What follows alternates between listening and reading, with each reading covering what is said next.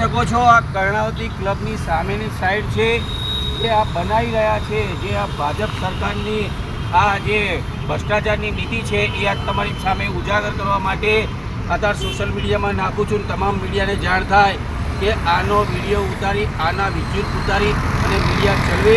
આ કર્ણાવતીની બિલકુલ સામે ઇસ્કોન ગાંઠિયાની બાજુમાં જે છે આ એક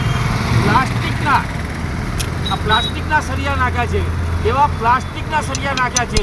હવે વિચાર કરો, આપણે ગામડાઓમાં તો રેડિયા છે ને ધાબુ ભરે તો લોખંડના સળિયા નાખતા હોય છે.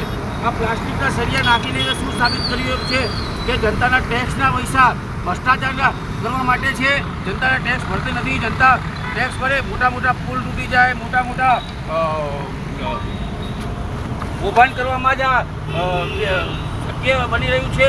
હવે આગળના દિવસોમાં આની મોટી તપાસ થવી જોઈએ.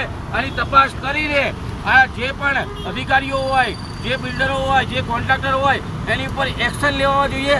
આ એક પ્લાસ્ટિકના સળિયા નાખે છે એટલે એનું કારણ શું? આ ચોખ્ખો ભ્રષ્ટાચાર દેખાય છે. તમે માનો સરખેજથી ગોતા લગીને આવી રીલ બનાવીને પ્લાસ્ટિકના કરોડ રૂપિયાનું બજેટ, કરોડ રૂપિયાનો કોન્ટ્રાક્ટ સોંપે છે અને આ પ્લાસ્ટિકના સળિયા. હું એક કોંગ્રેસ ગુજરાત પ્રવક્તા છું અને તમને નહીં માનો, એક જનતાને પણ આ વિડીયો જાગૃત કરવો જોઈએ અને આમને કડક સજા થઈ જોઈએ અને આ ભ્રષ્ટાચાર રોકવો જોઈએ.